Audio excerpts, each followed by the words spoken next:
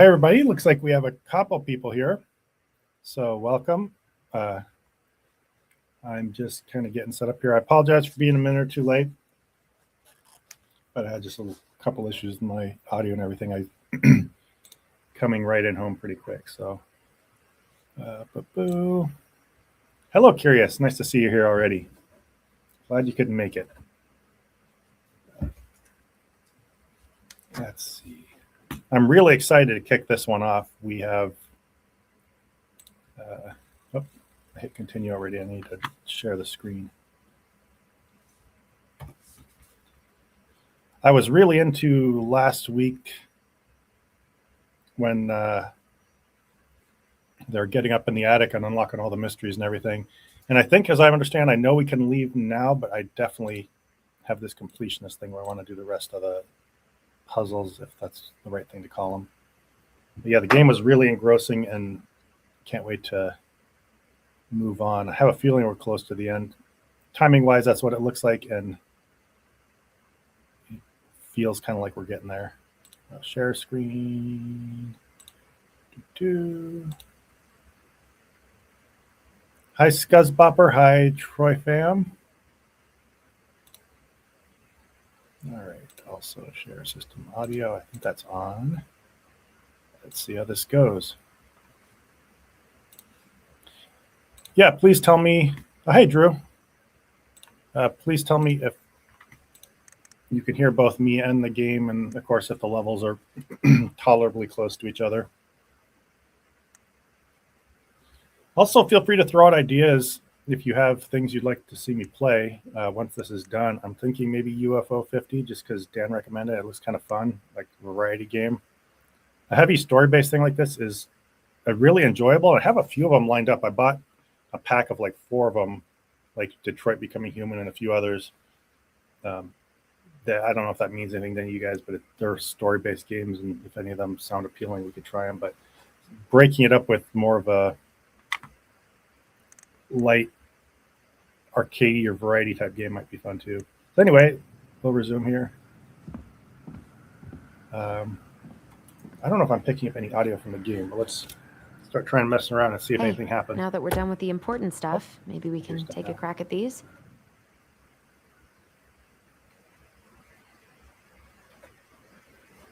It sounds pretty quiet to me, but just let me know.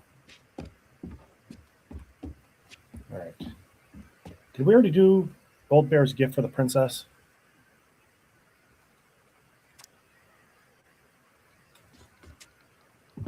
The Old Bear's Gifts for the Princess. I'm totally blanking on that. Some roses, maybe? Maybe not. Yeah, it doesn't look like we've done this one. So let's go to the book. And I apologize, I might be eating a little, well, I will be eating a little bit here off and on. Got a little bowl of stew my wife made for me. All right, so sorry, this is Old Bear's Gift for the Princess. Oh, we got the table of contents too, don't we? Bear and the Princess. Bear's paws.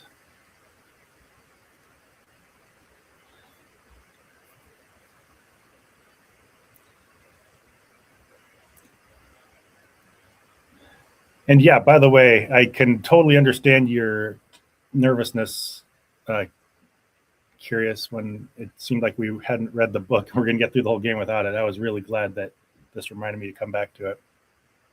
We might make a couple tacos. That sounds really good. Okay. So sorry, back to this. Bear's Gift. Oh, Bear's Gift for the Princess. That's probably the Bear and the Princess right at the start here.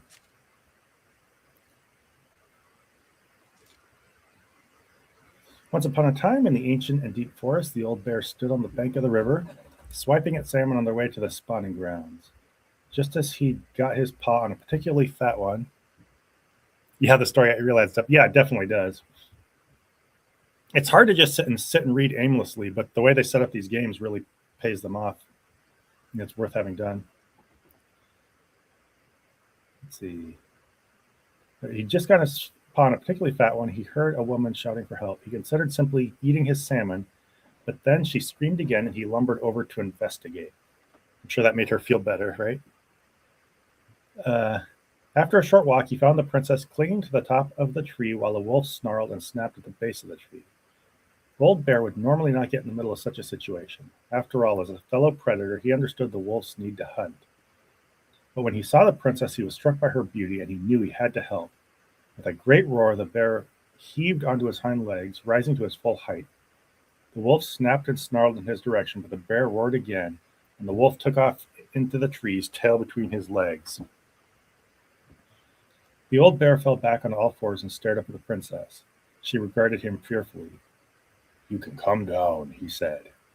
I don't know if that's how bears would talk, but there we are. "How do you I'm not going to try to do the princess's voice. "How do I know you didn't save me just so you could eat me yourself?" asked the princess. "I suppose this is a fair question," admitted the old bear, "but I promise I won't eat you."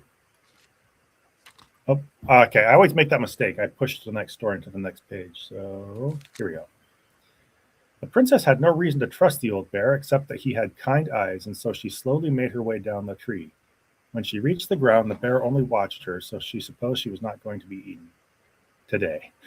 "Thank you," she told the old bear. "Of course," he said. "Can I walk with you back to your home?" "Of course," said the princess. And so the princess and the old bear walked together through the forest back to the big wooden house. After that day, the princess would occasionally find gifts from the bear. I think this might be what we're looking for. Curious says, "Foot still got issues on crutches. Getting an ultrasound on it today. Going to be expensive, and I'm scared to leave it. Doc unsure what's wrong, hence she recommended it. Have to work reclining on the couch." Oh, I'm sorry to hear that. I hope it's nothing too bad. I've been pretty lucky generally about health issues, except for my back occasionally. But yeah, I hope. Let me know how that turns out.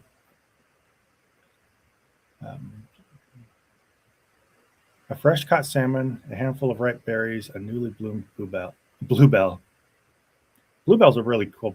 That if you live in Alaska, that's really evocative of just walking through the woods.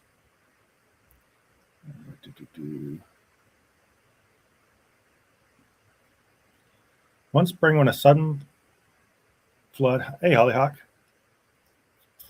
sudden thaw flooded the path out of the princess's home. The old bear was there, and she rode his back across the river. The old bear began to think that the princess should be his mate. Oh. After all, she had no mate, and she needed one, and he could keep her warm and provide her a much more suitable den and catch fish for her and protect her from wolves. She, in turn, would brush out his fur and pick berries without smushing half of them and scratch the one part of his back he couldn't reach. And with how she took care of the goblins, she would be an excellent mother for his cubs. So this looks like, I forget his name. The guy with a beard. That's probably who this is, right? One day, the old bear came with a ring of spruce and asked the princess to be his bride. "I'm sorry," said the princess. "You are a very good friend, and I appreciate all you've done for me, but I cannot marry you. You're a bear. I'm a princess. It would never work." I definitely can see the logic in that, even though it's kind of sad. The old bear was crushed. "Can we still be friends?" "I feel like that changed," he asked. "We will always be friends," said the princess, "but I will never marry you." The old bear and the princess carried on their friendship, and after 1 year, he tried again to ask to be his bride, but once again she refused him. This happened 1 year later, and 1 year after that, and then finally the princess said, "Old bear, you are my dear friend, and I appreciate all you have done for me, but I would sooner you have left me to the wolves than marry you, and that is how it will always be. Oy. I have my hands full with the 2 goblins who live under my house, and they are all I need." That wounded the old bear deeply, but it was finally enough to stop his proposals.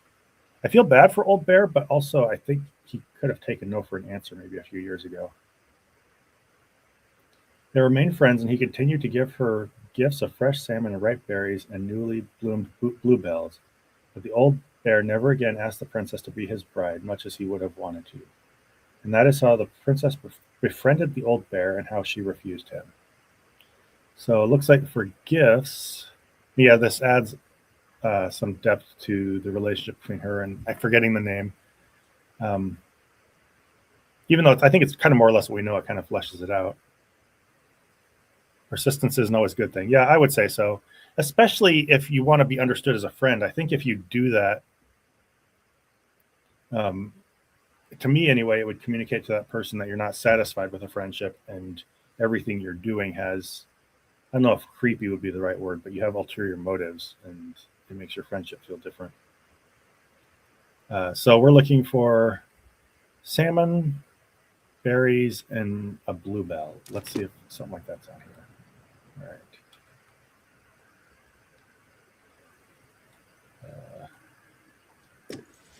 Hazelnuts. Nope, not hazelnuts. Actually, I'm not sure. Some roses, maybe? Nope. Wait. Oh. Huh. Fresh caught salmon? Yes. A handful of ripe berries? Yep. There's a bluebell. A newly bloomed bluebell? There we go. Nice. Man, he had it bad. Just couldn't let go. Sorry for the note under your door like a prison inmate. You okay? I stopped by and rang a couple times this week, but you didn't answer. I could see the light in the hayloft, so I figured you were in but didn't want to talk. I hope I didn't ruin everything. Oh, so that's up here probably? She was up in the... I know that she probably spent time up here working on this stuff and everything, or maybe just looking at it, but I never really think of that as part of her story. I know I probably came on kind of strong, but the thing is, I don't know how to talk to a woman like you. You are strong and kind, and you know so much. It's hard for me to know how to keep up. I guess all that went to my head. But I want you to know I got the message, and I'm going to get out of your hair now, and there doesn't need to be any bad feelings. We can pass in the street and say hello or not. It's okay. P.S. I noticed your car was leaking, so I put some sealant in there. You might need to take it to the shop, though. Let me know if you want me to come with you, because sometimes these guys try to rip you off. If not, no big deal. Yeah, this is, I mean, again, I feel bad, but this strikes me as like some heavy simp energy. I don't know.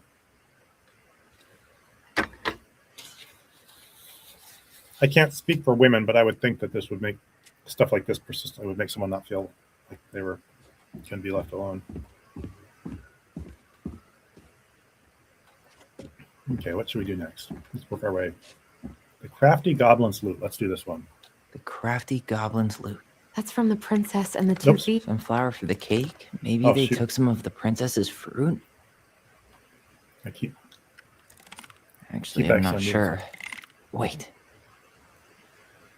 Curious says, I feel in this game we're seeing a lot of people with traditional ideas having to question them. Like the old bear was probably raised with a media of several decades ago romanticizing being pushy. Yeah, that could be for sure. Yeah, we're probably seeing this through the lens of a culture, and maybe internet culture kind of helps because you see this stuff play out a lot and you see it made fun of a lot. But denormalizing and even kind of giving some healthy criticism to people who are overly pushy, I could see how it's seen differently. But I would still hope that people might have the basic respect for people's boundaries. I'm sure not, though. Madam President Piggy, whoa, this is trippy. Are you talking about the room in general? If you're coming into this fresh, I guess, yeah, it's worth pointing out. If you haven't been following this game to this point, you're going to be way out of your depth, I imagine. But this is a couple kids. These are twins, both dealing with the death of their mother. The brother had gone to residential treatment for killing the mother, even though the daughter actually did it, and it was all in self-defense. And the brother is transgender, and so part of their coming into town and adjusting has been that. That hasn't been as much of the story as I would have thought, though. It seemed like the focus for a while, but it's turned more toward them and their mother. If you watch old movies of like the 80s, it's just scary, the lack of consent just normalized. Yeah, definitely. That's really disturbing in a lot of old media. A lot of times, romanticized or played for laughs, maybe. Crafty goblins loot. Old movies are the best. Say no to Panda slander. Some are good. Some reveal some kind of horrifying things about the past and how we viewed it. All right, I'm getting off track. Crafty goblins loot. Goblins in the ice cave. We're looking for goblins, I'm sure. Goblins trick the mad hunter. Goblins earn their voice.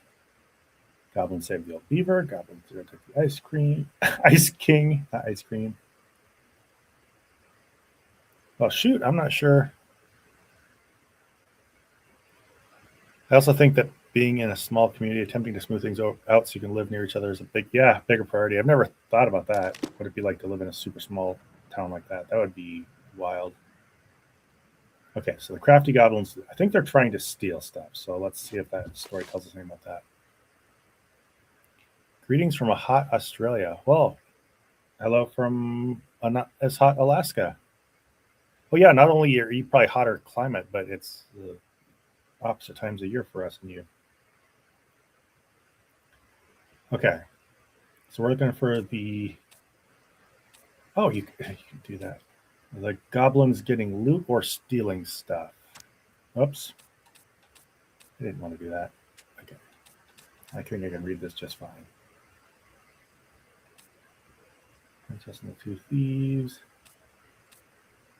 I'm always curious what like Christmas is like in Australia. Does it feel weird at all having Christmas be in the summertime? I'm sure you would feel like it was weird being in the winter, but like in most media and traditions and stuff, it shows it in the winter. So I wonder if that always feels backward to you. All right, looking for what? It seems like the goblins are stealing something from the princess.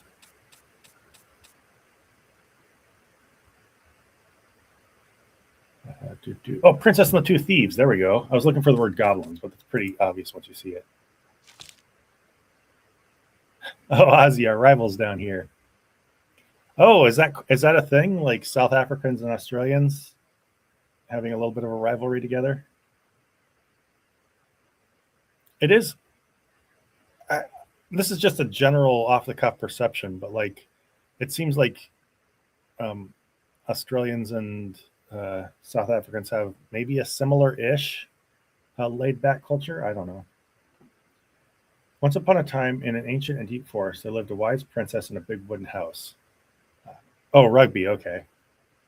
The house was built from the strong wood of the forest, and it kept the princess warm and safe. The princess was not a native of the forest, but she never spoke about where she had come from, for it made her cry. She did not have many friends, but that is how she liked it.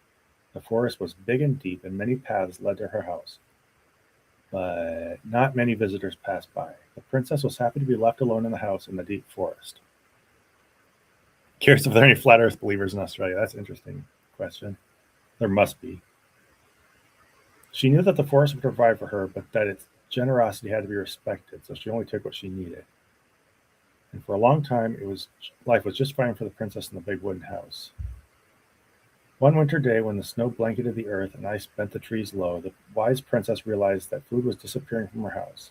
It was not much at first, only a few fruits and nuts and eggs vanishing during the night. Oops, wrong story. There we go. Maybe it's the birds, she said, or the mice. And for a time, the princess was okay with losing some food, for the winter was long and little creatures needed to eat too.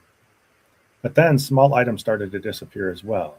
Spoons and plates, forks and knives, and blankets. It was as if every time she was in one part of the house, something disappeared in another room. That can't be birds or mice, said the princess. I think I have a thief.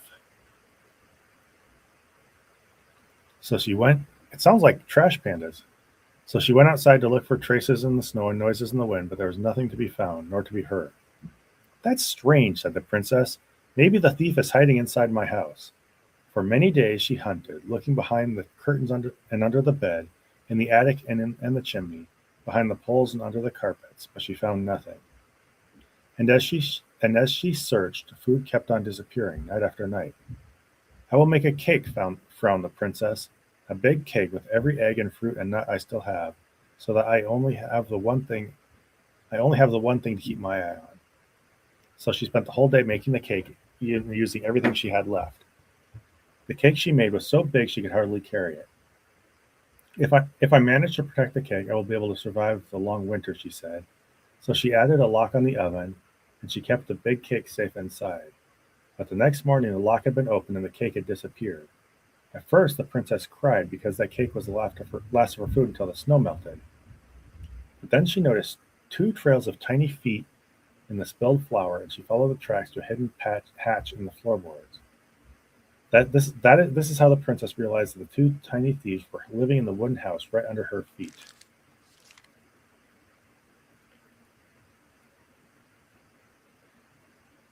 Never met a flat earther in South Africa, but maybe they're rare except on the internet, or maybe no one will admit to it in person. Yeah, I don't know that I've encountered any except on the internet, but I've heard that my kids have met some in real life. All right, so what are we looking for? It's fruits, nuts, and eggs. Spoons, plates, forks, knives. This is a long list. Well, I might have to go back to it. All right, so as far as food, fruits, nuts, and eggs. Spoons, plates, forks, knives, plates. All right. The crafty goblin's loot. That's from the princess and the two thieves. Some flour for the cake, maybe? Maybe not. Fruits, Maybe they took some of the princess's fruit? eggs. Here we go. I'm pretty sure they stole some eggs. And where are some nuts? That looks like candy right there. Is that nuts? Some flour for the cake, No, that's- maybe? Actually, I'm not sure. I'll try and see if there's. Did they steal candy? No, not candy. Wait. Okay, that's flour. Oh yeah, they stole silverware. What if they took some spoons? Oh, that was it. That's it. That's it. South Africa. David Benatar is a wise man. Look him up. Those who don't know. I will maybe do that after this. David Benatar. Try to remember the name. I always wondered where that drawing went. She said it was her favorite, and then one day it just disappeared. You're the best mom in the world. The prettiest princess. I remember my kids used to do stuff like that. Well, they didn't call me the prettiest princess in the world. You know, they made nice things for me.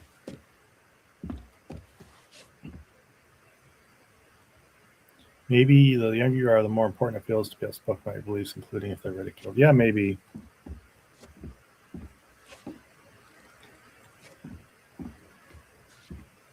The very old beaver's repair list. That's the story where the princess's house gets damaged by a storm and the animals help her fix it. Yeah. What did they do to fix it again?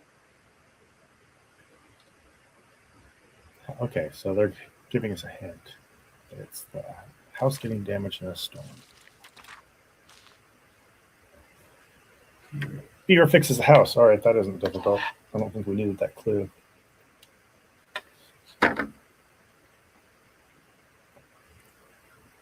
Yeah, Dunder Mifflin. Someone did spend a lot of time in this room. Oh, I guess when someone was saying this room was trippy, I didn't bring it that far up to date. Their mom, who had died like 10 years ago now, well, at the hands of the children in self-defense, she had some kind of episode, and we're not sure why. That's part of what this game's uncovering. They discovered she had made this room, which is just kind of has a lot of pictures and metaphorical stories about her life with the kids.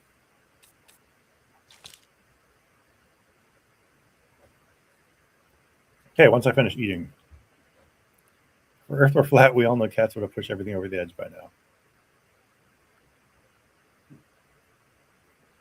Once upon a time, in an ancient and deep forest, there lived a wise princess in a big wooden house. One night, a particularly violent storm shook the house. It shook the shingles on the roof and the planks in the walls. It even shook the beams on which the house stood, blowing the whole thing near to the ground. The princess hid in a closet, fearing the house would come down on her as she slept. In the morning, the house was still standing, but it was badly damaged. The storm had blown shingles off the roof and planks off the walls, and even bent a post upon which the house stood. The first two things she could fix, but the last concerned her. What will I do? Despaired the wise princess, for though she knew many things, she did not know how to fix the big wooden house. I think I should look at this puzzle. The very first. old beaver's repair list. That's the story where the princess's house gets damaged by a storm and the animals help her fix it. Oh, Yeah. okay, so what parts? What did they do to fix it again? Just then, the old bear came by to see if the princess had any trouble in the storm. When he found her nailing planks back into place, he said, "Stop, princess. Stop, prince. Stop, princess. Let me do that for you." I'm happy to do it, said the princess, but if you want to help with the roof, you may. When when the pair were done with the roof and the walls, they examined the bent support posts. I could throw my body against it, said the old bear. I am very large. He stretched up onto his hind legs, being sure the princess could appreciate how very large he was, and then charged straight at the post. He threw his body against it with an impressive thud. The impact moved the post, but too far, and it ended up bent the other direction. Uh-oh. The wise princess decided more precision was needed. She thought then of the very old beaver who who kept an excellently crafted dam. I'm doing great with my words tonight. Perhaps she can help. She went looking for the very old beaver and found the industrious animal hard at work slapping down mud on part of her dam that had been blown apart in the storm. Most of the structure was unharmed because the beaver was very good at building things. The princess knew she had come to the right place. Beaver, she said, my house was damaged in the storm. Would you help me fix it? I believe I could do that, yes, said the very old beaver, and she paused at fixing her own den to follow the princess. The very old beaver examined the big wooden house and nodded. It will be an easy fix, she said, and she set about riding the posts with loud slaps of her tail. When she was done, the wise princess stroked the beaver's head. Thank you, beaver, she said. The wind blew the shingles off the roof and the planks off the wall and even bent this post. Now, thanks to you, I still have a home. Okay, so we're looking for shingles, planks, and a bent post. I think that's probably it. I'll finish the story. Think nothing of it, said the very old beaver, who returned to work on her own den once again. That winter, the very old beaver grew ill, very ill. She was not able to fix her den nor to gather food. When the princess found out, she set about delivering meals to the beaver. She brought stews of corn and beans and baskets full of bark and twigs from the beaver's favorite aspen. One day, the wise princess noticed that the beaver's den had begun to fall apart. She set about fixing it, and though she was not as talented as the very old beaver, the fix kept the creature warm and dry. Thank you, said the very old beaver. Of course, said the princess. You helped me when the storm blew my house near the ground. Thanks to you, I still have a home, and I'm very happy to do the same.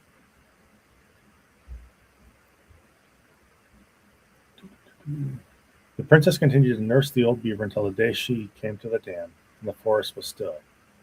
No birds sang, no branches rustled, no small things skittered within the underbrush. Oh, said the princess, staring sadly at the dam, for she knew the old beaver had passed on. Goodbye, my friend. And that is how the very old beaver saved the big wooden house and how the wise princess repaid her kindness.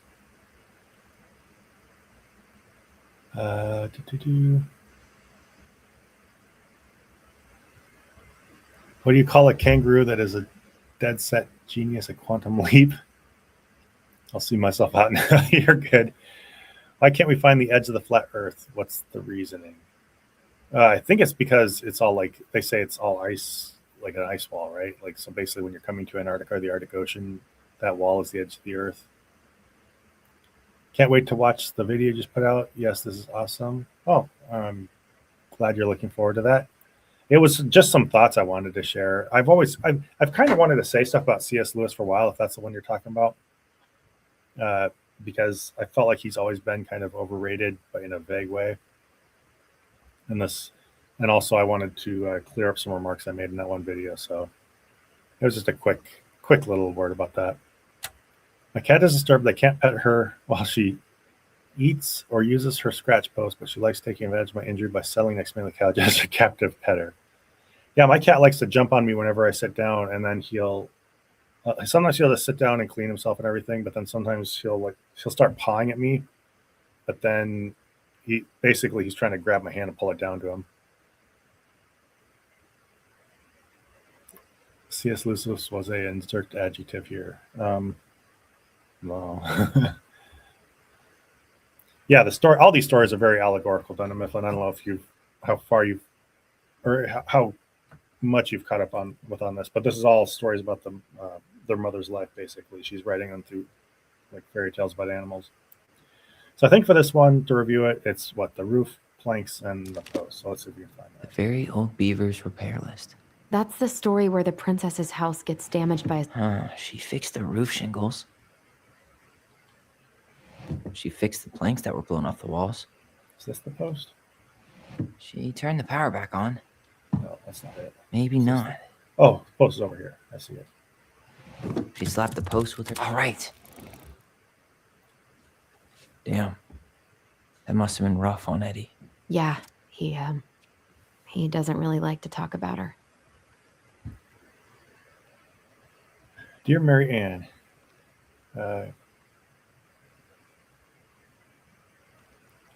C.S. Lewis was well known for his watchmaker teleological argument, and it's not good. Other fine-tuned arguments are a little better, but not much. Yeah. I would say, I think I said this before, fine-tuning arguments are probably among the most compelling arguments for God, just because, I don't know, at least there's something, and they make a lot of intuitive sense, or at least they appeal to people's intuition that things feel designed and everything. But I've gone through reasons why I think that doesn't make any sense. The fundamental one is that God having to design the universe to accommodate our weaknesses when he had created those weaknesses is just pretty inherently nonsensical. Dear Mary Ann, you cover your ears every time I try to have this conversation with you, so I thought I'd have a better chance doing this in a letter. I know you don't like saying goodbye, so I'll keep my melancholic rambling short and sweet. I want to thank you with all my heart for taking care of me for these past few months. Well, she took care of Eddie. Can't even imagine how exhausting it must have been for you to look after a sick old lady. I thought this was from Eddie, they said. And you also have 2 small children at home. I know you want me to keep fighting this disease and hoping for recovery, but it's always been a great strength of mine to know when it's time to let go. That time has come. I'd like to ask you for one last favor. Oh, it's Eddie's mother. Okay. Please take care of Eddie after I'm gone. My poor boy puts on a brave front ever since his father died, but I know he's in pain. I would be so much more at peace knowing he still has family. Maybe he could teach the kids how to fish. He loves spending time with them. Thank you for your warmth and peace you brought to my life. Give the kids a kiss for me, will you? Carol. Yeah, Eddie is the police chief, right? Unless I'm getting people mixed up. And he looked after the daughter while the son was in treatment.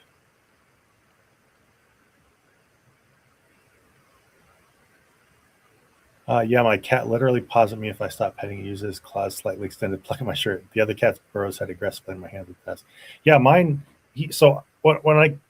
Because I usually sit in the chair in the morning before I go to work and then right after I get back, and so he jumps me right then. And because I have all my work clothes on, I'll take a blanket every time I sit out there and pull it as high up as I can with my neck. And the cat keeps trying. It looks like he's trying to pull it down and claw at my clothes, but I think really he's reaching for my hands. And so as soon as he gets one of my hands, he pulls it toward him. And he mainly likes to be scratched under his chin, but just head all around basically. My cat wasn't until today, and she's moody. My cat's a boy, and he's fixed, so none of that is problems for him. He just gets moody if his routine Crafty gets goblins' disrupted. good deeds. Of course. The goblins had to help out the creatures of the forest to pay off their debt to the pelican. Well, what did they do? You know, I don't really remember.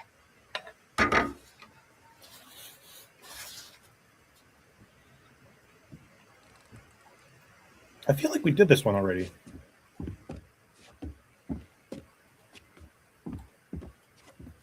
Maybe I'm wrong. Well, we'll do it anyway. We have been getting mixed up with another story. The crafty goblins' good deeds. Of course. Oops, we're gonna The listen to that all goblins again, had to so I help forgot. out the creatures of the...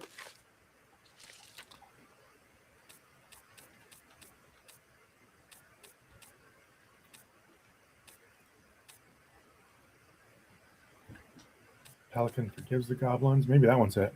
Oh, maybe the one we read is where they stole all the food from the pelican.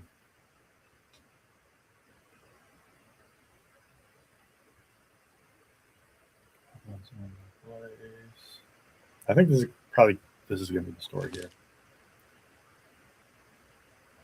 Once upon a time, in a deep and ancient forest, there lived a pair of crafty goblins in a cave below a big wooden house. They lived with a wise princess who shared as much food with them as she was able, but it was never quite enough. This left the goblins hungry. Very hungry. Always hungry. Okay, I think we have read this one. One day they were out foraging for food. The pious pelican landed on a rock and dunked a smorgasbord from her beak, which the goblins knew was magic and never emptied. There were king crabs in red, blue, gold, and scarlet, veiny blue shrimp, pink-shelled scallops, oblong brown clams, purple spiny urchins, and even one prickly red sea cucumber. The food just kept coming. They watched as the pelican ate one clam and then took a nap. Do you think it would mind if we took just a little? Asked one goblin to the other. Her beak never empties, so she probably won't possibly miss a couple of crabs, said the second, licking her lips. They were agreed, and so they crept over, filched some crabs, and ran. The greatest cult ever. Soft kitties are good. I agree. I'm down in a basement right now. That he usually sits with me when I'm upstairs. I'm in a basement right now, and he never comes down here. Like he'll come like every so often and just look around, but very rarely. The goblins scarfed the crabs, but when they finished, they found they were still hungry. She won't miss a handful of shrimp, said one goblin to the other. The goblins scarfed the shrimp, but when they finished, they found they were still hungry. Maybe also a few scallops, said one goblin to the other. The goblins scarfed the scallops, but when they were finished, they found they were still hungry. Pause for a dad joke. What do you get if you cross a cat with a parrot? A carrot. Ha ha ha ha. Oh, I gotta. Someone told me a joke at work. I was going to tell it to you, but it's a little elaborate. I'll have to stop and see if I can get my head around it. So they went back for clams and then urchins and finally even the sea cucumber. Finally, they were not hungry, but there was also nothing left. Just then the pelican woke up. What happened to my food? She asked. Unable to lie about it, the goblins confessed their crime. The pelican was dismayed, but she was a charitable-hearted bird, and she could tell the crafty goblins were growing little creatures. Goblin, said the pious pelican, I will share my food with you, but you must in return follow my example and be as generous with others as I am with you. And of course that text has the lines over it, so I think the mother changed that part for some reason, changed her reaction. Take that to heart, and I will have considered your debt paid. But we have nothing to give, said the goblins. You have your nimble hands and your crafty brains and your loving heart, said the pelican. The crafty goblins realized how much they had to give, and for the rest of the day they looked for ways to help the other creatures of the forest. They found the stalwart moose struggling with an itchy, hard-to-reach spot in his back, so they climbed up to give it a good scratching. Next, they helped the old bear, who could not get the honey out of a narrow beehive. They climbed up to the top of a tree with the hive, and then, dropping it, cracked it open. Finally, they found the princess, crying over a loss she would not speak about, so they wrapped their little arms around her in a great big hug and stayed until she felt better. Oh, that's her baby. She wrote a story about, if you weren't here last time, she wrote a story about having a crown that she took care of, and then it, I think, broke, but essentially that was her baby before them who died. When they were done, they returned to the pious pelican. Did it feel good being as generous as I am? Asked the pelican. It did, said the goblins. I'm glad, said the pelican. We all have problems we can't solve on our own, but if everyone goes about with the generosity of their hearts, there's always someone on hand to help. But we all must commit to do so, or there may be no one there to help when you need it. This made sense to the goblins, and I thanked the pious pelican for her food and the lesson. Of course, by this time they're hungry again, and that remained an ongoing problem until the day the stalwart moose taught them to fish. But that is another story. Well, the stalwart moose is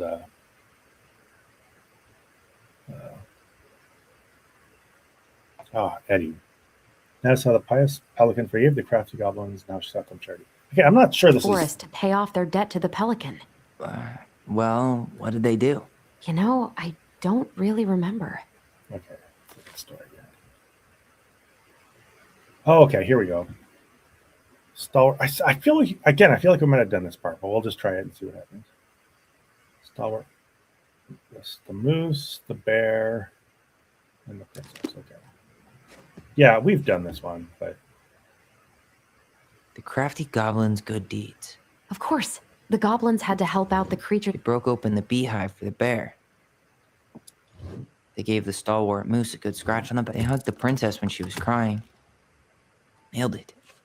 Our lives would have been so different if their friendship hadn't gone to shit. Oh, okay. Yeah, this is when she was gonna start. The goblin as her husband. I think the goblins are her children. I don't think there's one goblin. The goblins are her children. The what's his name? Hunter. What's the name of that hunter? I think that's the husband, isn't it? I'm spacing out of the name. Okay, I think we've done everything up here now. So I think we can move along. I forgot that I'd done that one puzzle. I thought I had just done the big puzzles in the middle. All right, how do we leave? I almost don't want to leave. I kind of like exploring up here. I kind of sentimentally attached to this area. We're stuck. Oh, is that no? This reminds me a little bit of a ladder at my grandpa's house, grandpa's house or cabin that he had up in the woods, except that was a lot more rough. It wasn't as fancy. So I'm in Kentucky. When I hear California say 45 degrees and cold, I'm always like, you big baby, try single-digit weather, and this makes you wonder, is 45 like a comfy blanket? Yeah, 45 is a very comfortable temperature. I mean, it feels cool-ish, but it's like comfortably cool. Like we can put on a light jacket.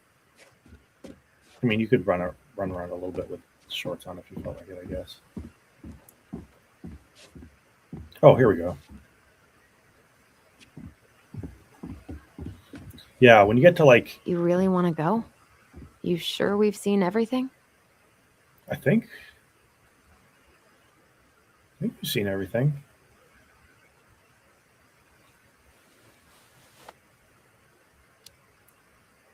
I guess we could stay a little longer if you think there's more to find.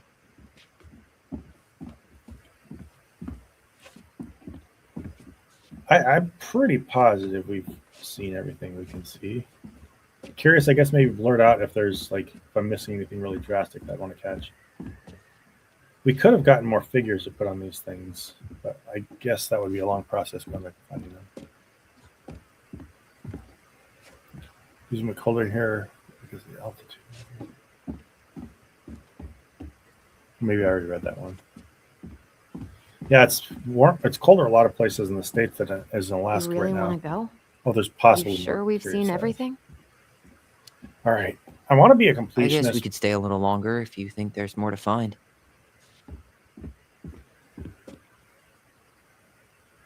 Could be a hint system.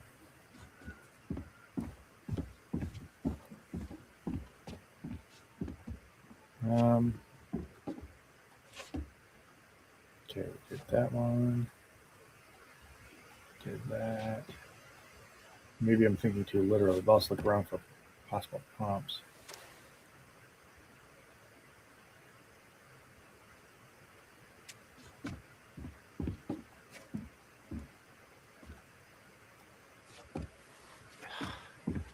Yeah, because I didn't find all the statues. I think that's the problem. And that's the only thing I could possibly find. So I'll just head out. You really want to go? You sure we've seen everything? Either way, I'm ready for this to be over. Me too. Not being a completionist kind of drives me crazy, but I don't see any practical way I'm going to go around and find all those statues.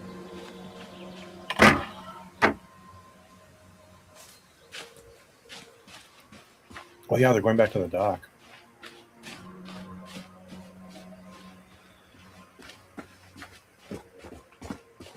What are we waiting for? I want to know who was here that night. Oh, you can tell Let's try and remember who Marianne was arguing with.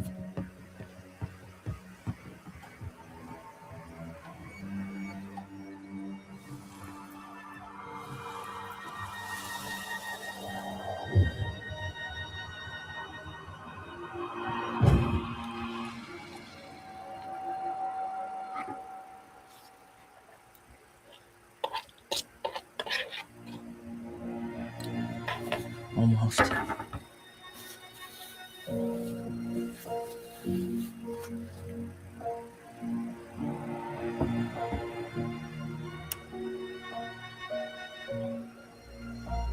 Tom? Tom Vecchi is our father? Of course. It had to be him. Tessa knew, didn't she? Yeah, she must have. It's what she didn't want to tell us. God, Marianne and Tom? I know. What should we do now? Yeah, call him out here and make him tell us what was going on. And if he won't?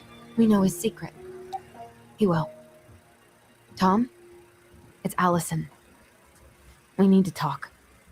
We know it was you.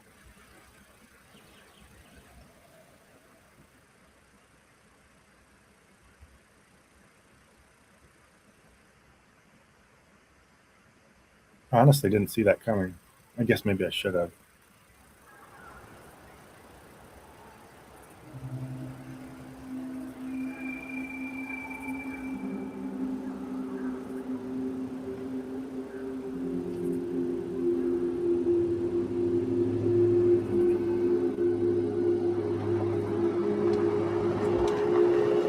Let me take the lead on this. I know him better. I thought I did, anyway. Sure. Whatever. As long as we get answers. A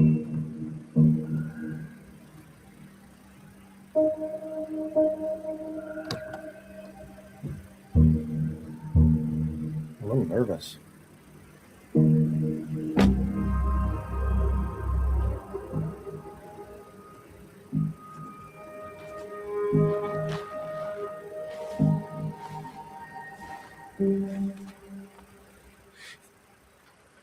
Kids, listen. You're our father.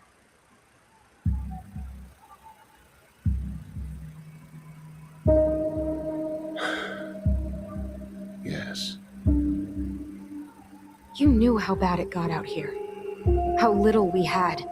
Why didn't you help Marianne? You mean all the money she wanted? We didn't have anything to spare. That winter was rough on everyone. You would have starved out here if not for all the free food we gave you. Don't act like you had anything to do with that. That was all Tessa. That's a cruel presumption, young man. Maybe it was Tessa's idea initially, but I supported it. And your mother was happy to live off our handouts. Yeah, they really did rip it off pretty abruptly.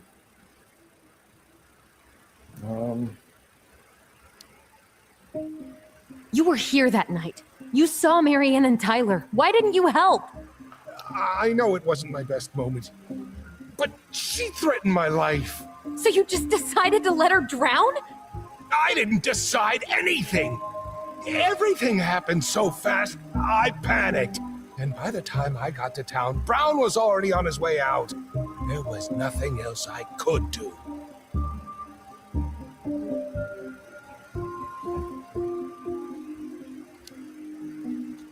You tried to burn down our barn and knocked Tyler unconscious. I never meant to hurt anybody. You weren't supposed to be home. Doesn't excuse the fact that you didn't even stop to help. What do you want me to say? I panicked. I was terrified that this whole thing was going to blow up in my face. I had to do something.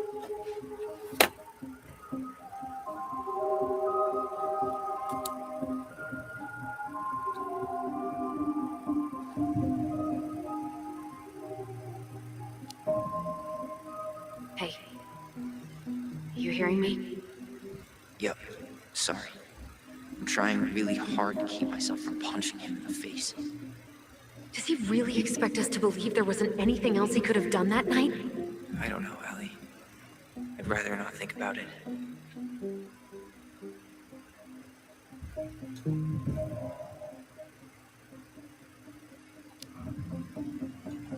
Does he really expect us to believe there wasn't anything else he could have done that night? I don't know, Allie. I'd rather not think about it. Okay.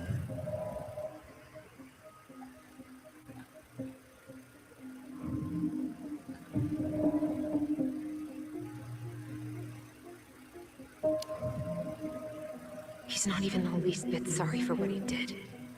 He could have seriously hurt you. Yeah, he's just a fucking coward. Yeah, I'd say that's about it.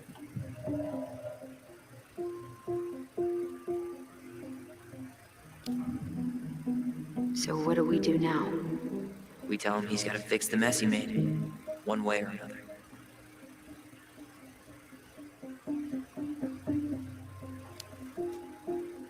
You failed us, Tom. You need to make it right. I'll do whatever you want. As long as none of this gets out. Basically, he's still a Excuse me? coward. You want me to pay for my mistakes? Fine. But please, Tessa can't know. This'd kill her. Tessa already knows, Tom. No. That's impossible. It never occurred to you the reason Tessa cut Marianne off was you? But she never said anything. Oh, Lord. You should try talking to your wife. Maybe if you had, we wouldn't be in this situation. And maybe Marianne wouldn't be dead. Oh, come on. You of all people should appreciate how troubled Marianne was.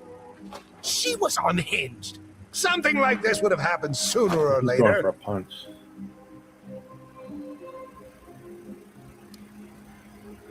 That was convenient for you, huh? You preyed on her because she was vulnerable. And you knew you could always blame it on crazy Marianne Ronan if you got caught. It was nothing like that. Nothing at all. Your mother was a very pretty woman. And she'd been so many places and done so many things. The way I always thought I would have. I got caught up. Love made me a fool. Look, I made mistakes. But this will not go any further than the three of us. Why? We know. Tessa knows. Marianne's dead. There's no point in hiding it anymore. He's afraid it'll tank his campaign. Yeah, that's what I was just thinking. Am I wrong? Jesus, Tom.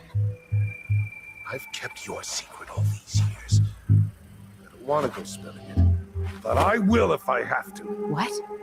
Yeah, your little story about self-defense. I've never told anyone how Marianne really died. That night, I came out here because I was worried about your mother.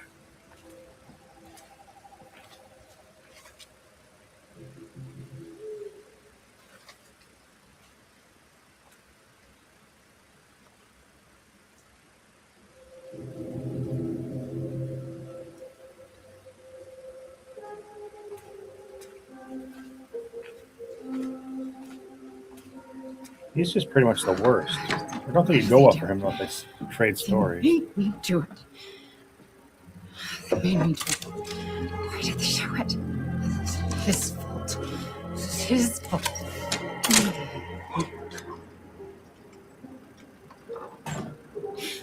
Oh, you thought he was worried she'd talk about it.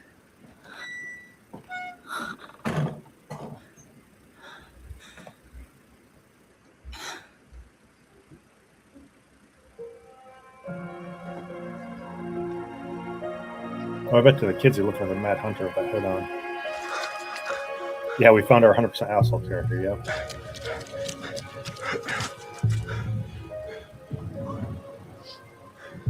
He seemed really nice at first, but I guess that's what's beneath the surface in small towns.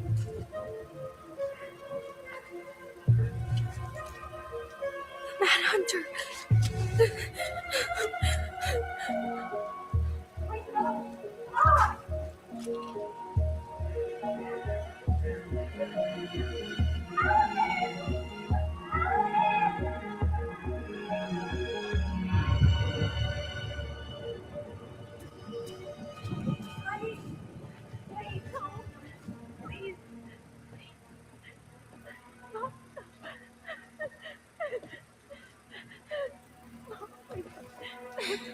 It's not gonna hurt.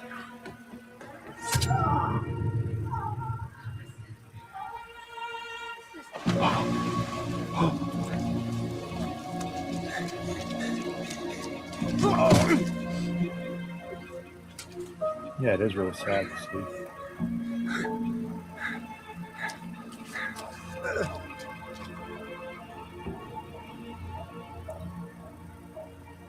Yeah, no matter what he says, this is all about saving his own skin. No. No way. You're a fucking liar. I saw what I saw. Ugh! You're manipulating us just like you manipulated her. Tyler! You're not listening to this, are you? Be smart about this, Alyson. Are you sure you want this to get out? Who's going to believe him? You've got way more here to lose than he does. His name will be all but clear, but you'll be a killer. What will your uncle say? And Michael? Well, the whole town might turn on you. She already told Eddie about it, didn't she? Don't touch her. You know I'm right. Just get out of here, Tom. Tyler and I need to talk alone. Just Yeah, exactly. How it please. happened. Even in his version of Think events, he didn't twice help before anybody. making any rash decisions. There are a whole lot of lives at stake here. Leave us the fuck alone. And never come back.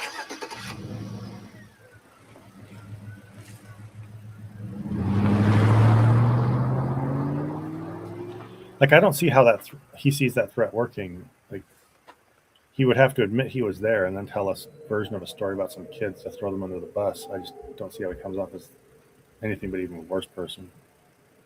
Allie, you okay? Yeah, the story gave you a You didn't choice. let that I think I asshole get told to him, you, didn't I? did you? Did you? What if he's right? I've been having all these nightmares about that night, and they were a lot like how Tom said. And now, when I try to remember, that's all I can see. He's trying to mess with your head, and you're letting it work. No, it's more than that. Ever since we started digging, I haven't been able to shake this feeling like something's off. Something's off because he put this in your head. Don't let him get away with it. He might not be lying. We keep getting things mixed up. We remember totally different versions of the past. Those are just details. This isn't that. She was going to kill me. I'm not so sure anymore, Tyler.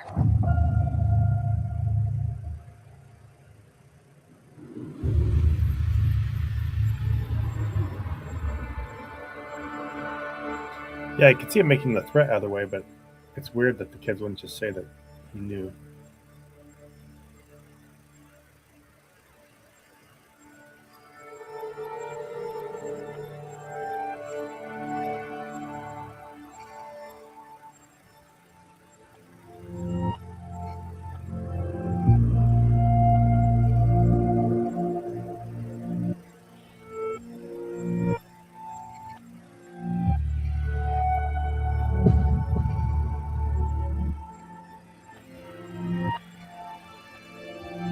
Is there blood all over young Tyler's face? That's just dirt.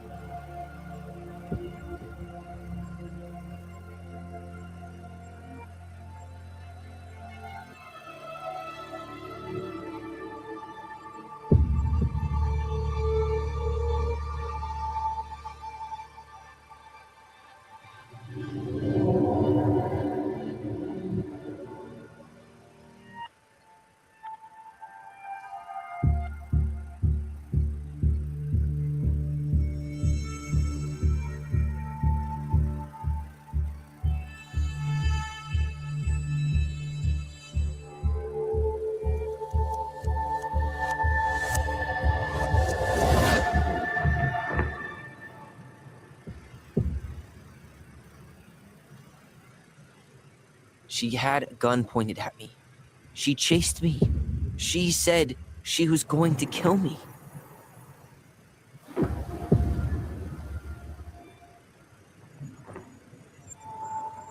She threatened Tom with those exact same words, with the same gun, on the same pier. The thing you said to Eddie the other day got thrown back at me. Don't you think it's possible that happened here too? guess it's possible. Fuck.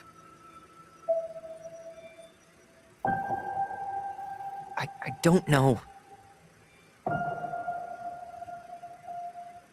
And we're never gonna know the truth, are we?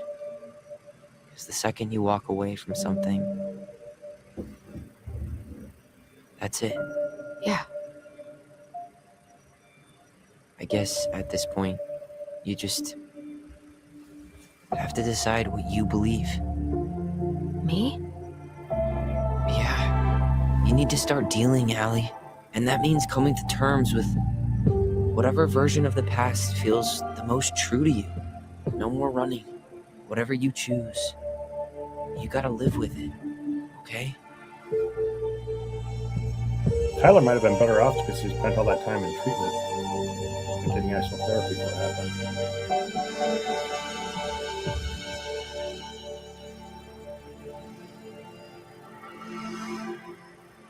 It seems like in a lot of ways he's more prepared to deal with this than she is.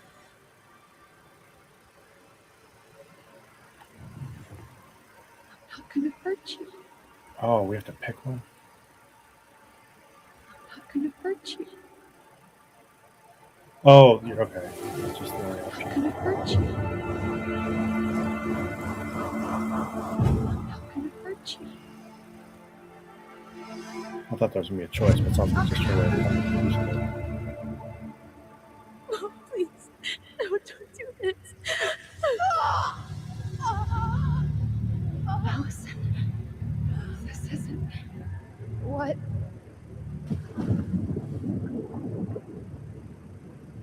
She was going to kill herself. Just herself. You interrupted her and we got confused. Are you Probably sure? trust, I think. Yes. That attic. Tyler, that was meant for us.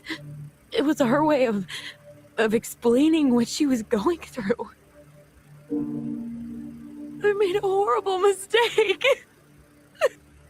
Hey, it's okay. I'm here.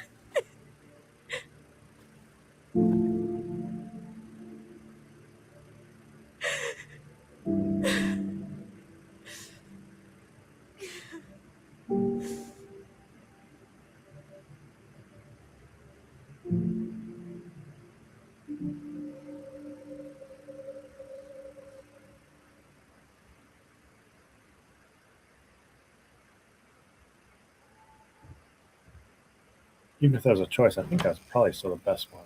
Anything else is she's going to be deceiving herself, and I don't think she'll be able to come to grips with what happened. Hey, peep what I just found downstairs. What do you think? Will it have aged well, or just gone bad?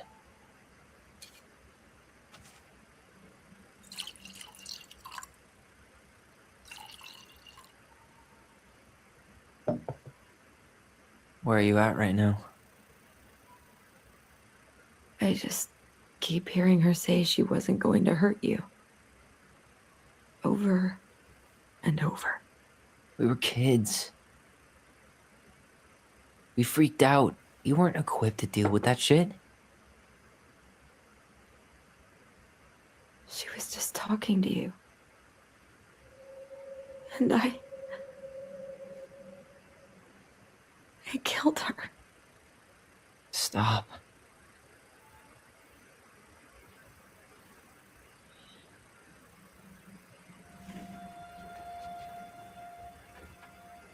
I don't want to use our voice again. Ever.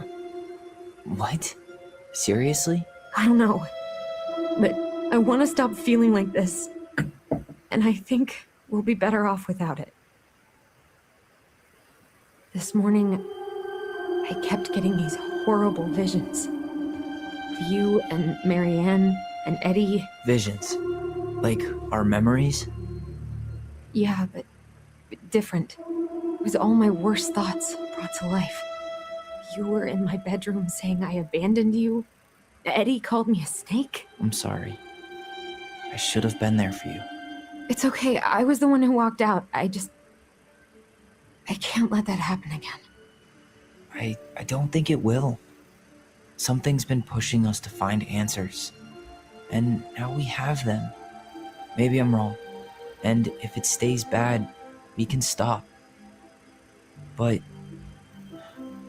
I really want to keep what makes us, us.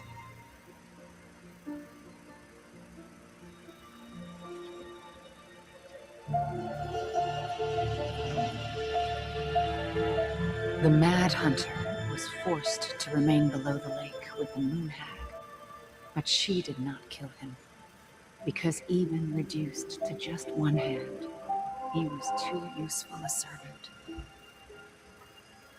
Lo, he plotted What do you the day think? he would emerge, Brothers and to sisters? once again hunt the wise princess and earn back his left hand. Always. And that is the story of how the crafty goblins rescued the wise princess from the Mad Hunter.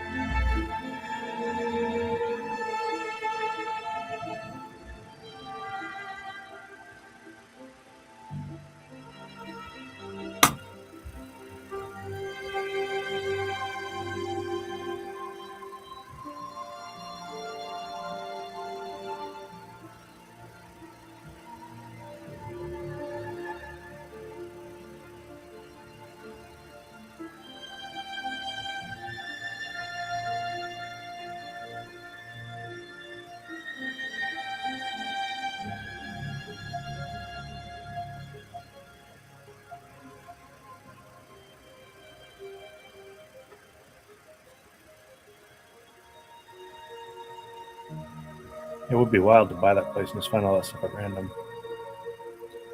And yeah, I can see how if they both freaked out that bad, she wasn't just talking. I don't know if that was exactly the right choice to make. If maybe I assume that was the correct memory, but maybe it wasn't.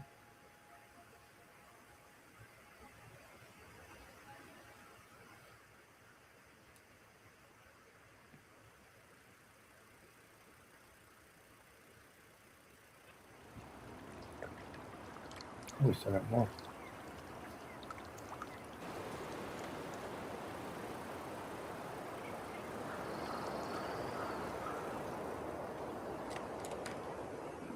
Oh, not supposed to be a correct choice.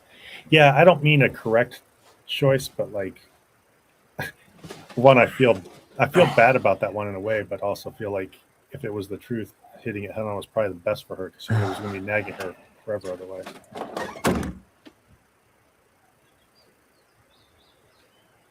Tyler shouldn't have cut all his hair off. One last look.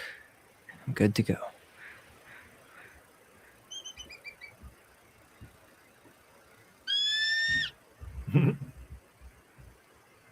Where I live, well, it's called Eagle River, funny enough, but sometimes you drive past, especially past our dump, you can see like 24 eagles Hey, all sitting up in it's me. trees. Hey, me. House is empty. I'm getting ready to head out. I didn't mean it as a last burn. chance. It looks fine Is both there ways, but I kind of anything like you this want me to do hairstyle while I'm in before. town? Listen, Ty, you're dropping off the keys with Tina, right? Yep, gonna leave them at her office on my way to the ferry. Well, that's it then.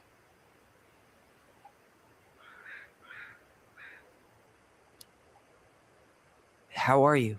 Good, actually. Really good. You? Same. You know, emptying the house really cleared my head out. Thanks for doing that. The observatory really needed me this week. And after everything that happened, I just felt like I needed to keep some miles between me and Delos Crossing. No worries. You still loving your therapist? Gail, yes. I was actually just doing some letter writing she assigned me as homework. It really helped me get some perspective. That sounds awesome. Yeah, I think it's kind of a crime she wasn't in therapy the whole time like he was. Who cares what I heard about Tom? Did you see the article I sent you about Tom losing the election? Ah, yes. I saw your message right before derby practice, so I didn't have time to read it. But I did cackle at the headline. Did you picture Tom's face whenever you went in for a block?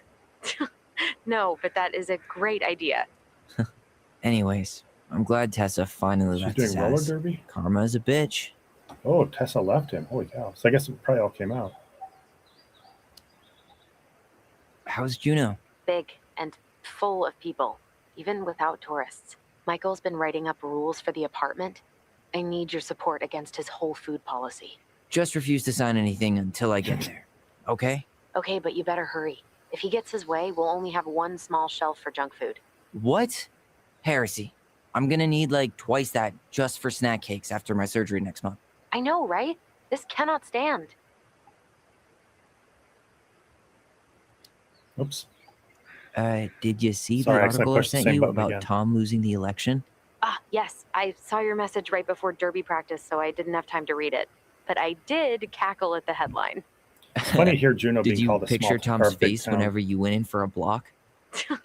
No, but that is a great idea. even though I'm sure it could seem Anyways, big if you live I'm glad where they Tessa do. finally left his ass. Karma is a bitch. Okay, gotta go.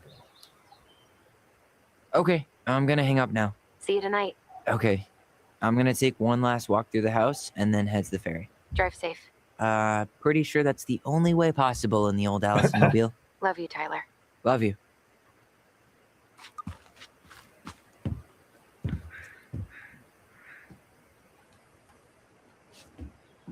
I should grab the rest of my stuff before I head out. Huh. Well, at least she finally dumped his ass.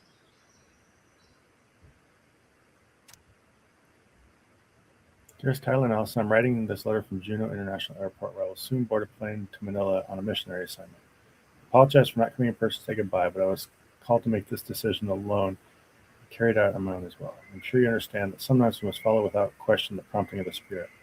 I'll not be coming back to Delos Crossing for some time. Before I go, there's still something I feel I must confess to you both.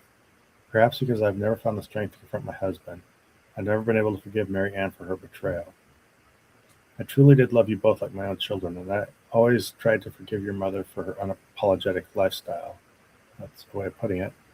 But when I discovered that you were the fruit of her affair with my Thomas, I wanted her to suffer like I was suffering, and I brought down on your house the wrath I had never dared allow to unfold in mine. Yeah, I think that happens a lot with affairs, is you try to put all the blame on the other side and pretend everything's okay at home. I've been deeply ashamed all these years, and I'm surprised how much better I feel with it out in the open. The greatest thing about truth is the peace it brings to your life. I hope you can find it in your hearts to forgive me. You have taught me once again how love will bring you further in life, something that Mary Ann had been trying to show me all along. Take care of each other always. In his steps, Tessa.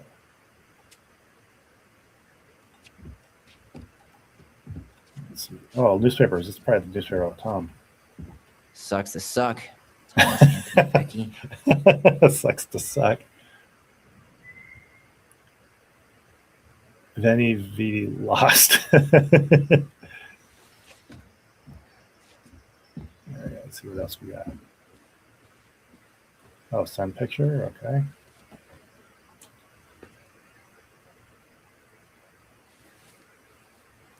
Is that their old room, I assume, maybe?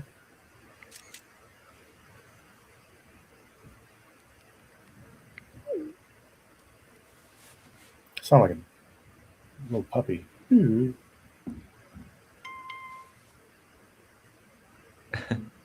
You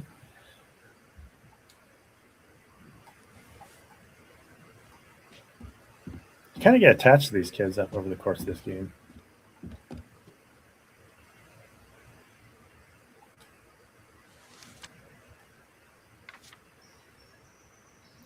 But the stuff in the house is what you chose to keep. Hey goblins, word in town is you guys finally sold the house. I came by tonight to help you fix what needs to be fixed, but there was nobody home. Are you gone already? Things change so fast these days. Anyway, you know where to find me if you want me to fix things. It's really sweet that he's still being that way. Before it could read as him, just simping on their mom or trying to get her interest, but I like that he is so there for the kids still. If you're still in town, it's getting late and I'm pretty tired. Oh, and I'm sorry for acting like the stupid ass that I am. Everywhere I look, I think about what used to be. I've been trying to do better, but I think I might be too late for an old bear like me. He even calls himself a bear. Not sure if this will reach you. It's getting late. Call me if you're still around. Be safe. Sam. P.S. I wish it was as easy to fix everything as a boat.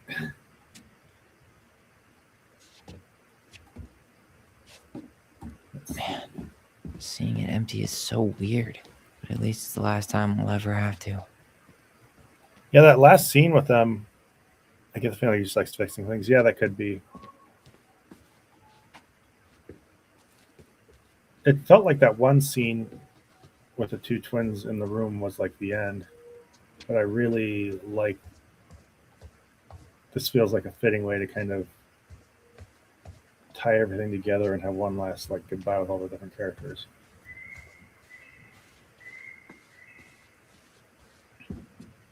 Oh, I missed something. Thanks, Matthew. Juneau University, join us. Fine.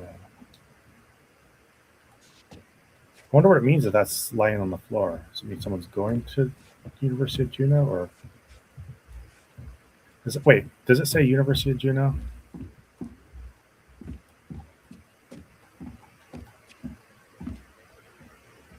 Oh, Juneau University. I wonder if there is a Juneau University.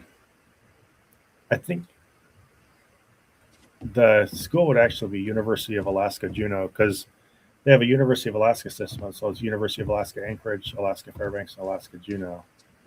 That just looks, unless there's another big University of Juneau that I'm not aware of, which I don't think there would be.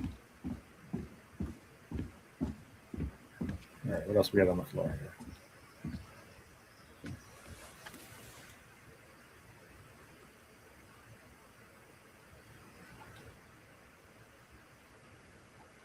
Oh, it's one of those. I used to love those things when I was a kid. It's like winter and summer. Okay. I thought it looked a little bright in like a screen when he's picking it up.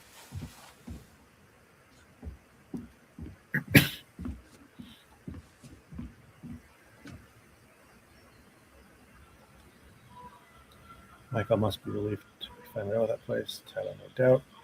Tyler, if traffic's not too bad, I should be back at my place around 4 p.m. Michael, haha, traffic in Delos, only if the mailbox bandit escaped. Michael, hey, I'm making that biscuit thing you like. Tyler, damn, on my way, I'll probably take out some fire hydrants and stop signs. Michael, don't die. I'll keep it warm. See you in a few. Tyler, smile. All right, so I'll take it. Yeah, I wonder where things are going with Tyler and Michael. Probably progressing is what they're implying.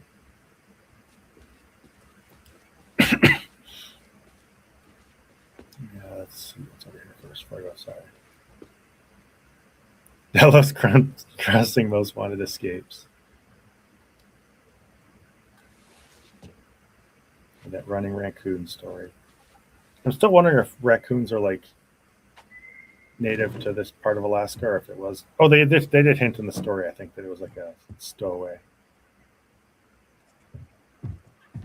It does feel different to see this without any snow or anything. It's really pretty.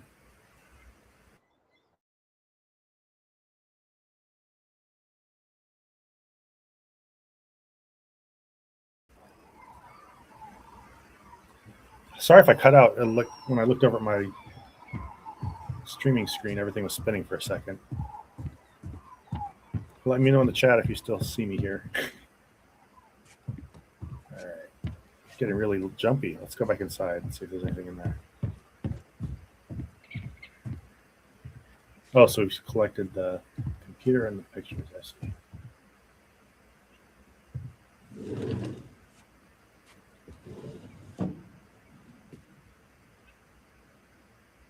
Oh, all good here. That's good. So I didn't glitch out or anything. What is this? It's a very colorful cabinet. You know what it almost looks like is what we see up in that loft.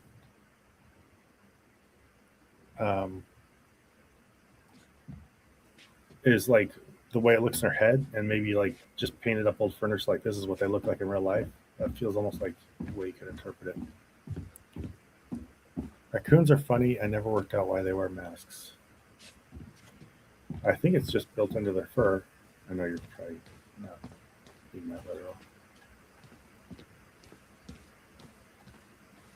Oh, yeah, we saw that upstairs.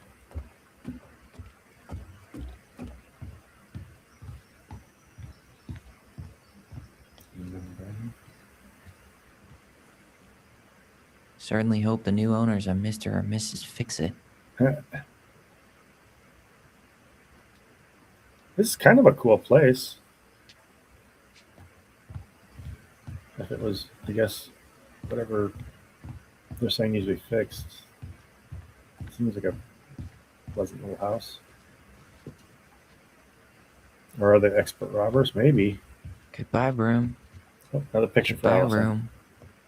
Goodbye, man on the moon. Does that door by the stairs open? I'll check it out. Posterity.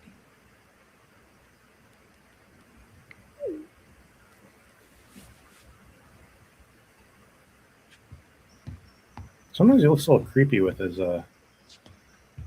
haircut. Maybe it's the faces he made. That just.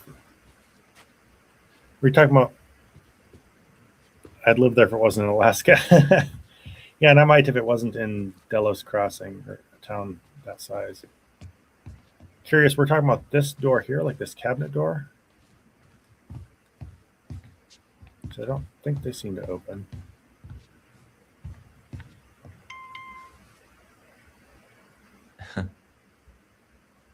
Two gremlins. All right, I'll try it one more time. Are you able to crouch now? Oh, I'm thinking of the Stanley Parable where you can crouch. My son has me playing the Stanley Parable. That's pretty fun. Which downstairs? Door by the stairs.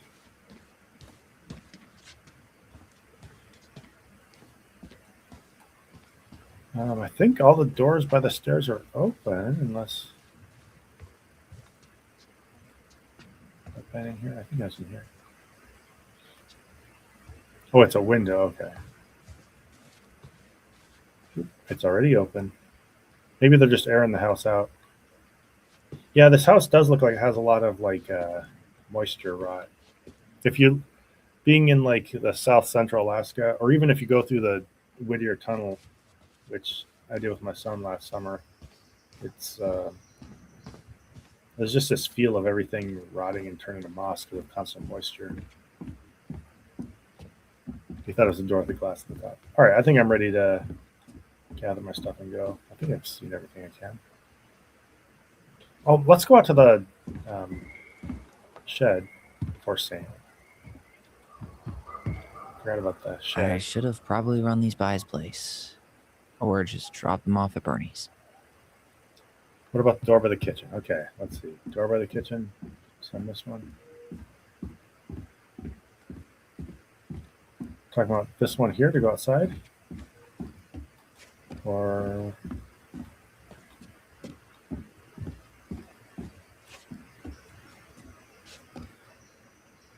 I think that one's closed, and I think I've just walked or locked. I don't see a way to open it. I think it's just the other door when you walk around the porch.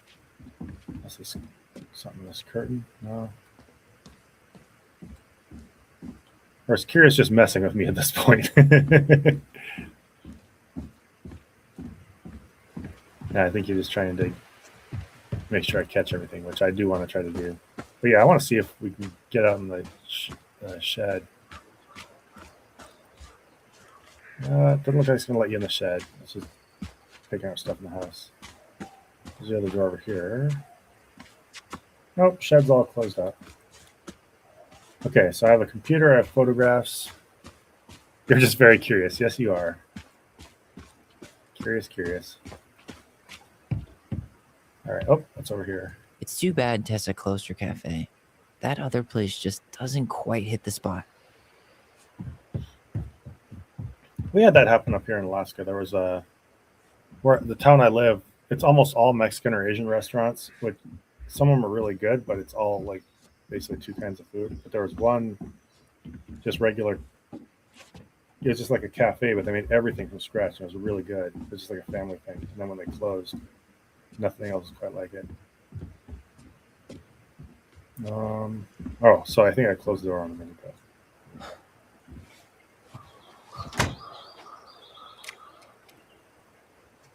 Goodbye, house.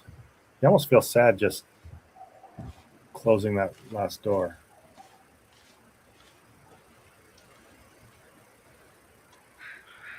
Well, this is goodbye for real, I guess. Yeah, Mexican and Asian are really both good. They are some of my favorite foods. But sometimes you just want a little variety, you know. I don't really go out that much anyway. But yeah, a lot definitely did happen in there. Hey, Aaron. It's Ty. Tyler Ronan. I thought I'd catch you on your break between sessions, but I guess you're going long with another rebel with too many causes.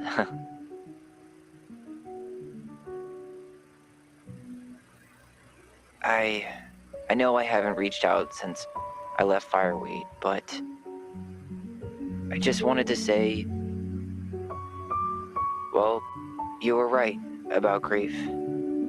About it going in circles. This morning, I was out on the porch staring at the fog, and my mother, she just tumbled right out of me. But it was okay. It actually felt good to remember.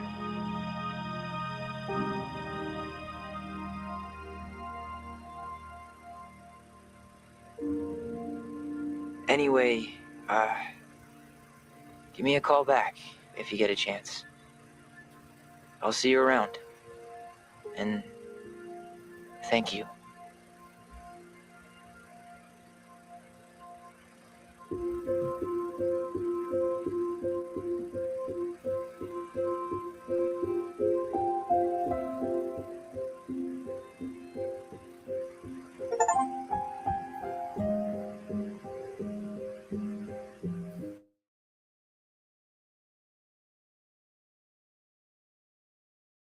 I guess you can complete the story and have the relationship be a little more strained.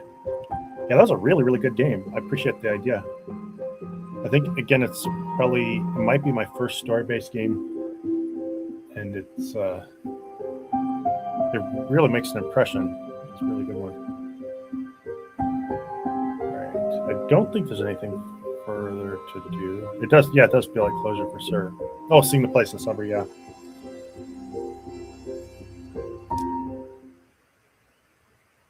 Tyler and Alyson. Alyson was grateful they completed Marianne's puzzle. 16% forced the chest open, 84% completed the puzzle. I couldn't see forcing it open. That just feels like you're passing part of the game by. Alyson was influenced by Tom's testimony. 63% believed in Tom's testimony, 37% believed in the twins' memory. That's interesting. I feel like the game is maybe leading you to believe that that's the real answer. Like, that's what it got me to believing, is that was the actual answer. And even if it was hard to take, that you needed to get Alyson to accept it. Twins trusted the bond and kept their voice. 5% let go of their voice. 95% held on to their voice. I didn't even remember that being a choice. I thought that went through straight narration.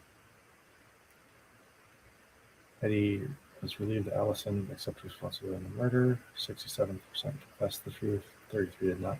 I guess I took like almost all the majority choices, which is, I guess most people do.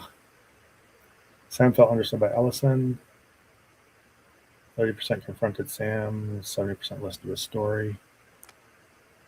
Michael. Oh, I was in the minority here. Michael was happy to become good friends with Tyler. 71% kissed Michael. 29% did not. Yeah, I mean, I wouldn't mind seeing the two be together, but right at that moment felt pretty soon to suddenly go in for a kiss. But I guess I've always been kind of tentative with that kind of thing in real life. If you know anyone who's struggling with suicidal thoughts, gives you the National Suicide Prevention Help Lifeline. Yeah, I appreciate how much this game seems to be real and sincere with mental health issues. Would you like this chapter to? Yes, for sure. All right. Well, I guess that's all. I really appreciate y'all joining me for this. This game was quite a journey, and I'd say I enjoyed it, but obviously not in a frivolous game playing way. It was fun, but it was yeah, it feels like you really go through something when you play a game with a very emotional story. I'd say it's better in a lot of movies. So I've typically not played story-based games, but I definitely wouldn't mind doing a couple. I'll probably do something lighter for the next one. But oh, he ditched Michael? Oh, I don't remember that.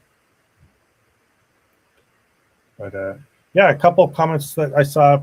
A picture I'll ask is being rural. Most of it is. There are a couple, um, city. Alas, Anchorage is like what, I think 300,000 people. So it's a full on more urbanish area, but it's probably small compared to what a lot of people are used to. And you had a question about um, uh, sorry. Oh, air conditioning. You don't really need air conditioning up here, but it is in a lot of public buildings. It gets warm enough in the summer. Sometimes you need it. We have it in our house because we have big glass windows. And one summer it got like, I've probably talked about this before here, but one summer it got to where it was like 90 plus degrees upstairs and just really stuffy. And because of some forest fires around the state, you couldn't even open the windows because of all the smoke. And so we got air conditioning, and that made a big difference. We had to replace our heater, and so getting air conditioning along with it wasn't a super big deal. Anyway, yeah, I appreciate you guys all joining me for this. It's really fun. I know these games are streaming games is never going to get the same views as other things I do, but that's what I'm here for, is just to do something that I have fun with and hang out with this small group. I kind of like the group's a little small for this. So thanks for all being here. I'll see you all tomorrow for Zadanza. Well, whoever can make it tomorrow. And I'm sure I'll be on another game soon. Next one will probably be next week after Zadanza. I'm probably going to do something else on Wednesday. I kind of do this every other week on Wednesdays. But yeah, thanks everybody. And I'll see you tomorrow or whenever, and have a good night. Bye.